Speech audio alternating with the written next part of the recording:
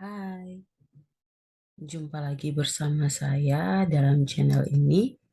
Pada video pembelajaran ini, kita akan sama-sama belajar tentang penyelesaian masalah program linear menggunakan metode grafik. Namun sebelum kita memulai video pembelajaran ini, jangan lupa subscribe bagi teman-teman yang belum subscribe, like dan komen video ini ya. Dan juga jika teman-teman ingin memahami penyelesaian masalah program linear dengan metode grafik, teman-teman wajib menyaksikan video ini sampai selesai. Yuk kita saksikan bersama. Pada materi sebelumnya, kita telah mempelajari secara umum apa itu program linear. Jadi, program linear adalah suatu model umum yang dapat digunakan dalam pemecahan masalah, pengalokasian sumber-sumber yang terbatas secara optimal. Masalah tersebut timbul apabila seseorang diharuskan untuk memilih atau menentukan tingkat setiap kegiatan yang akan dilakukannya, di mana masing-masing kegiatan membutuhkan sumber yang sama, sedangkan hanya memiliki jumlah yang terbatas. Dalam masalah program linear ini, ada formulasi masalah yang harus kita penuhi. Di antaranya, yang pertama, kita menentukan variabel keputusan. Jadi, variabel keputusan ini adalah variabel yang dinyatakan dalam bentuk simbol, atau lebih tepatnya yang dinyatakan dalam bentuk abjad A sampai Z. Kemudian yang kedua, kita menentukan fungsi tujuan. Fungsi tujuan ini yang menggambarkan tujuan atau sasaran di dalam permasalahan linear programming yang berkaitan dengan pengaturan secara optimal sumber daya untuk memperoleh keuntungan yang maksimal atau biaya yang minimal. Pada umumnya, nilai yang akan dioptimalkan dinyatakan dengan Z atau Z besar. Berikutnya adalah menentukan fungsi kendala atau fungsi batasan. Fungsi kendala atau fungsi batasan ini merupakan bentuk penyajian secara matematis. Batasan-batasan kapasitas yang tersedia yang akan dialokasikan secara optimal ke berbagai kegiatan. Nah, pada program linear ini memiliki asumsi dasar. Yang pertama adalah proportionality. Yang dimaksud dengan ini adalah naik turunnya nilai Z dan penggunaan sumber atau fasilitas yang tersedia akan berubah secara sebanding dengan perubahan tingkat kegiatan.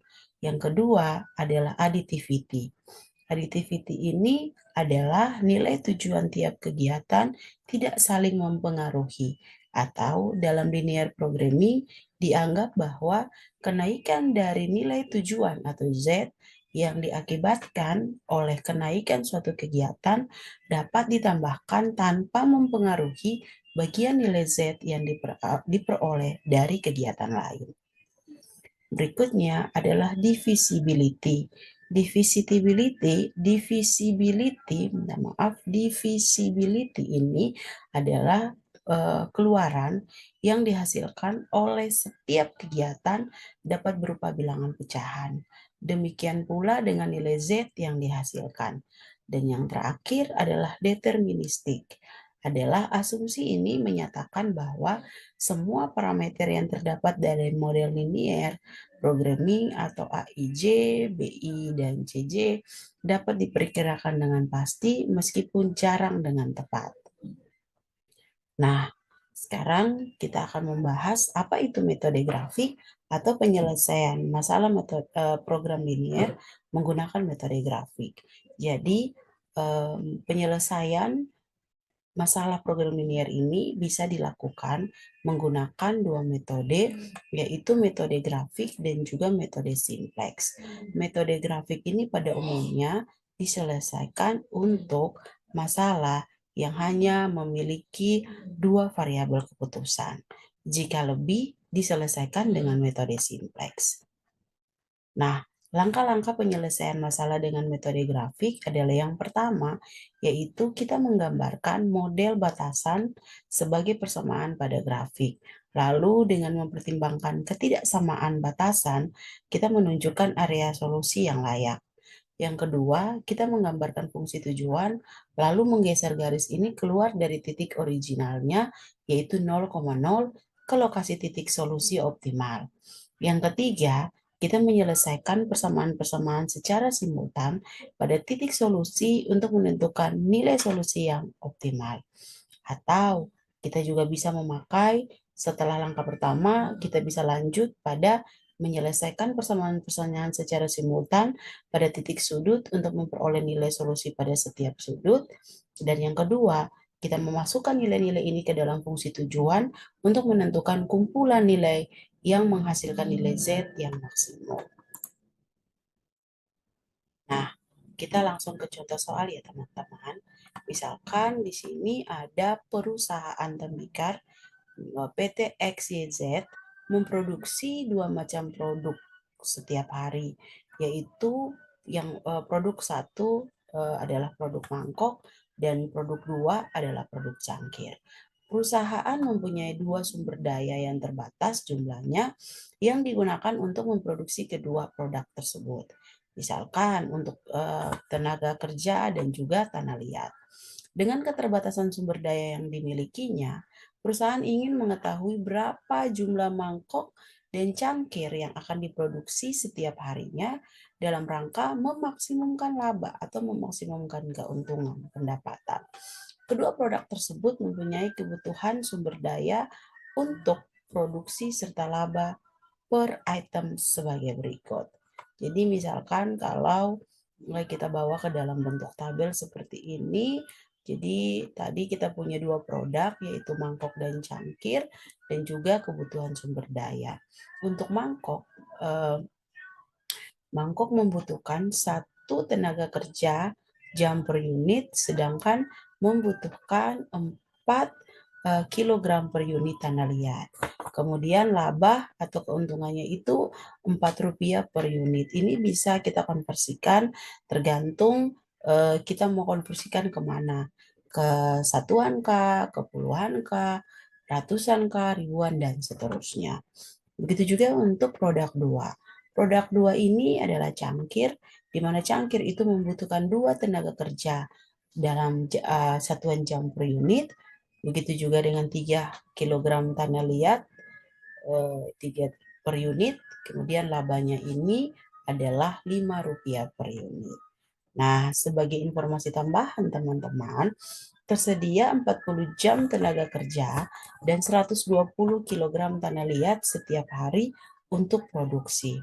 Masalah ini akan dirumuskan sebagai model program linier dengan mendefinisikan secara terpisah setiap komponen model dan menggabungkan komponen-komponen tersebut dalam suatu model. Hal pertama yang kita lakukan adalah kita perlu mengenal variabel keputusan. Jadi, keputusan yang dihadapi manajemen dalam masalah ini adalah berapa jumlah mangkok dan jumlah cangkir yang harus diproduksi setiap hari. Berarti di sini kita bisa simpulkan bahwa ada dua variabel keputusan, yaitu X1-nya adalah jumlah mangkok yang diproduksi, sedangkan X2 adalah jumlah cangkir yang diproduksi. Berikutnya, kita menetapkan fungsi kendala atau fungsi batasan. Dari masalah di atas, terdapat dua sumber daya yang digunakan dalam produksi, yaitu tenaga kerja dan tanah liat yang jumlah persediaan keduanya terbatas. Produksi mangkok dan cangkir atau X1 dan X2 memerlukan kedua sumber daya, baik tenaga kerja maupun tanah liat.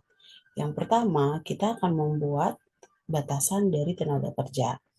Nah, untuk setiap mangkok yang diproduksi memerlukan 1 jam tenaga kerja, sehingga jam tenaga kerja yang diperlukan untuk memproduksi semua mangkok adalah 1x1 atau x1. Karena 1 dikalikan dengan sesuatu maka akan menjadi diri sesuatu itu sendiri. Jadi 1 dikali X1 maka sama dengan X1. Untuk setiap cangkir yang diproduksi memerlukan 2 jam tenaga kerja, sehingga jam tenaga kerja yang diperlukan untuk memproduksi semua cangkir adalah 2X2.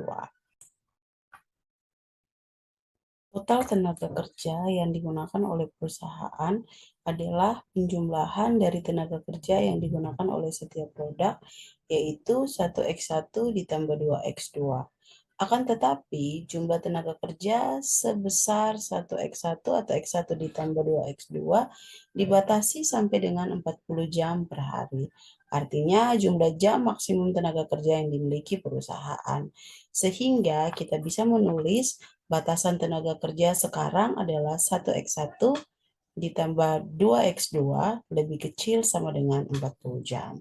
Jadi dia bisa sama dengan 40 jam atau lebih kecil dari 40 jam. Waktu eh, maksimum itu waktu maksimum per harinya. Berikutnya adalah ketidaksamaan atau kurang dari atau sama dengan digunakan dalam model ini bukan persamaan sama dengan. Karena 40 jam tenaga kerja adalah maksimum sumber daya yang dapat digunakan dan bukan jumlah yang harus digunakan. Batasan ini mempunyai fleksibilitas. Artinya, perusahaan tidak harus menggunakan semua kapasitas 40 jam. Akan tetapi dapat digunakan jumlah masukan ke produksi yang dapat memaksimumkan laba sampai dengan 40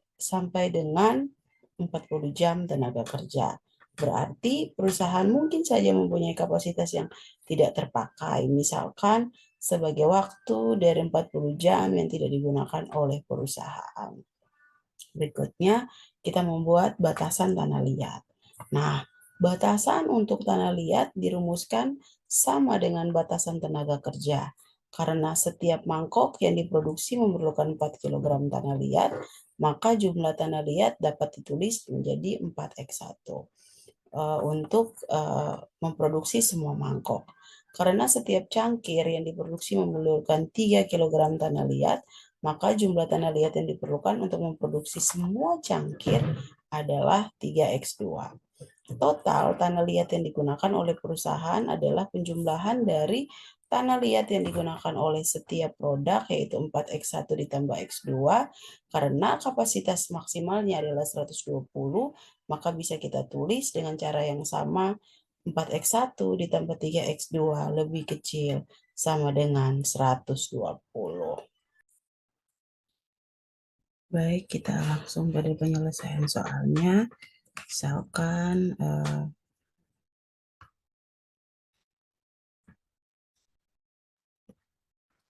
diketahui tadi kita punya 2 persamaan, yaitu persamaan yang pertama X1 ditambah 2X2 itu lebih kecil sama dengan 40. Ini merupakan persamaan pertama. Kemudian 4X1 ditambah 3X2 itu kecil sama dengan 120, merupakan persamaan kedua. Dari kedua persamaan ini kita bisa ubah menjadi X1, ubah menjadi X1 ditambah 2X2 sama dengan 40, merupakan persamaan 1. Kemudian 4X1 ditambah 3X2 sama dengan 120, merupakan persamaan kedua. Dari kedua persamaan ini kita akan menentukan titik potongnya. Jadi titik potong untuk persamaan pertama diselesaikan dengan cara untuk misalkan persamaan pertama kita misalkan X1 sama dengan 0, maka kita peroleh 2X2 sama dengan 40, maka X2 sama dengan 20. Jadi kita misalkan ini 0,20 karena kita tadi misalkan X1 sama dengan 0. Berikutnya kita misalkan X2-nya sama dengan 0, maka diperoleh X1 itu sama dengan 40. Jadi kita bisa tulis di sini adalah 40,20. 40,20. Jadi ini merupakan X1 di koma X2.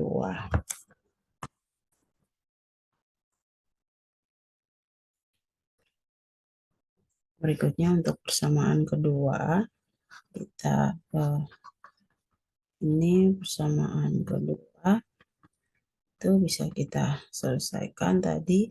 Kita punya 4x1 ditambah 3x2 itu sama dengan 120. Kita misal x1 itu sama dengan 0, maka kita peroleh 3x2 sama dengan 120, maka x2-nya sama dengan 40. Jadi ini bisa kita tulis 0,40. Kemudian berikutnya kita misalkan x2-nya yang sama dengan 0, maka bisa kita tulis 4x1 sama dengan 120, maka x1 sama dengan 30.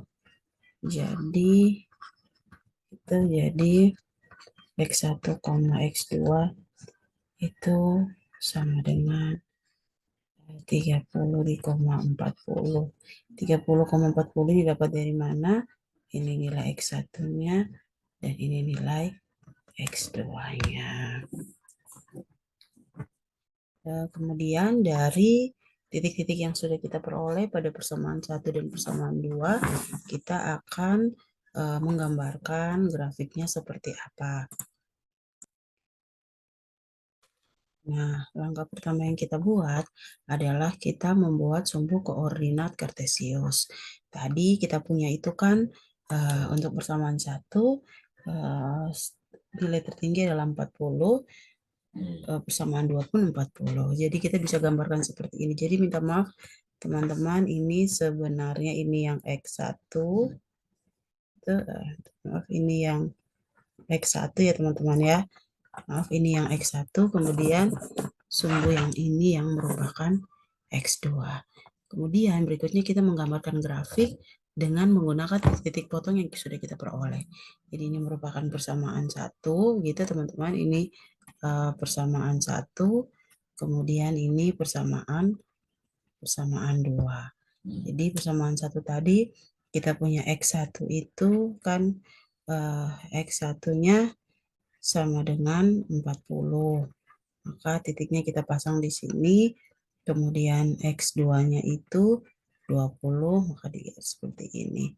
Begitu pula dengan gambar kedua.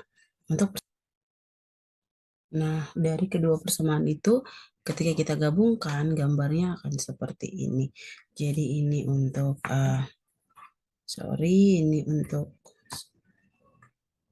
ini untuk persamaan 1, kemudian ini garis untuk persamaan 2.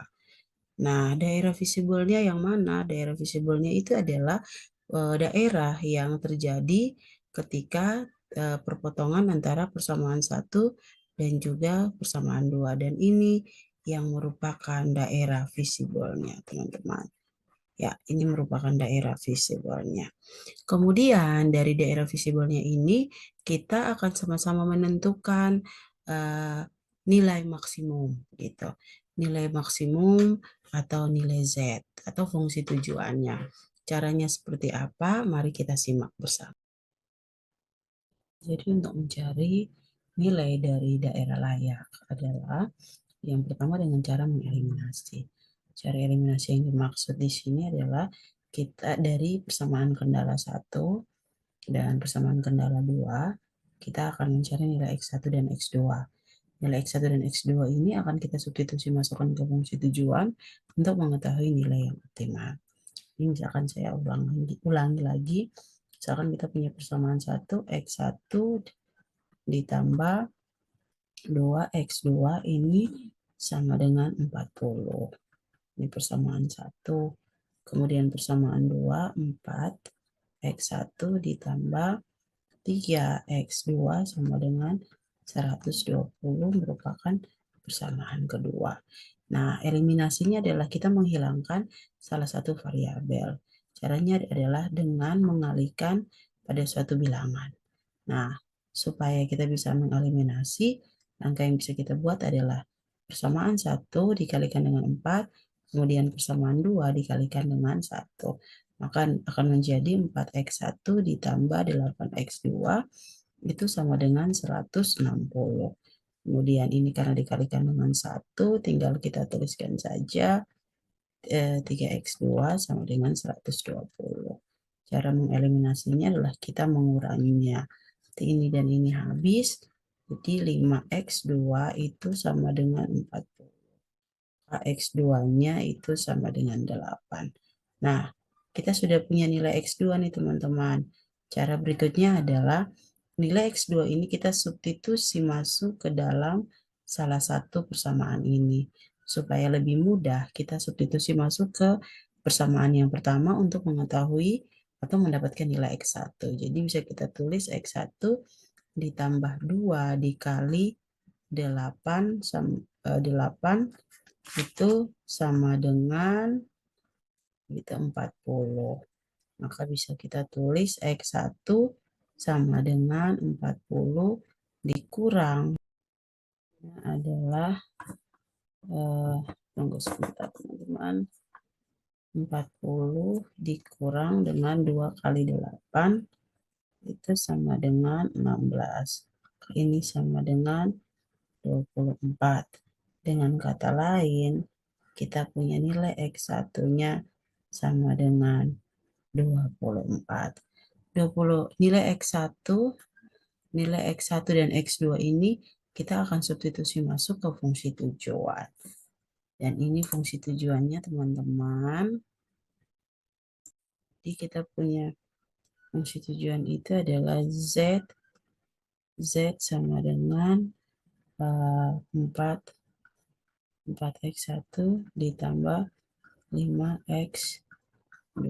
Tinggal kita substitusi masuk nilai X1-nya itu 4 dikali 24 ditambah 5 dikali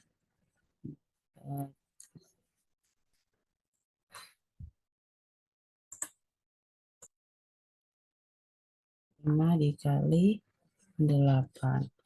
Nah, ini sama dengan 96 ditambah dengan 40. Maka 96 ditambah 40 sama dengan 136. Jadi nilai optimalnya adalah 136. Jadi untuk menyelesaikan fungsi grafik, menyelesaikan masalah program linear dengan metode grafik, teman-teman, cukup kita lakukan seperti ini. Nah, tinggal yang pertama kita menentukan variabel keputusannya seperti apa, minta maaf fungsi variabel keputusannya, kemudian fungsi tujuan, kemudian variabel batasan. Dari situ kita akan menggambar grafiknya. Setelah kita menggambar grafik, kita akan menentukan daerah visibelnya yang mana. Jadi daerah visibelnya adalah perpotongan, teman-teman, perpotongan antara titik potong pada persamaan 1 dan titik potong pada persamaan 2. Kemudian dari situ kita akan menentukan nilai X1 dan X2 untuk kita masukkan ke dalam fungsi tujuan. Nah, untuk menyelesaikan X1 dan X2, mencari nilai X1 dan X2, kita tinggal mengeliminasi, kemudian kita dapat salah satu nilai itu X1 atau X2, kita substitusi masukkan ke dalam salah satu persamaan, kita dapat nilai misalkan X1 dan X2, kemudian kita substitusikan ke dalam fungsi tujuan. Ya, mungkin ini sedikit penjelasan saya teman-teman. Nanti tugasnya akan saya berikan untuk teman-teman yang mengampu mata kuliah saya. Bagi teman-teman yang merasa yang saya sampaikan ini ada yang keliru, boleh disampaikan pada kolom komentar, atau ada yang mau bertanya dan sebagainya, silakan disampaikan pada kolom komentar. Oke, kita cukupkan penjelasannya sampai di sini. See you next video. Bye.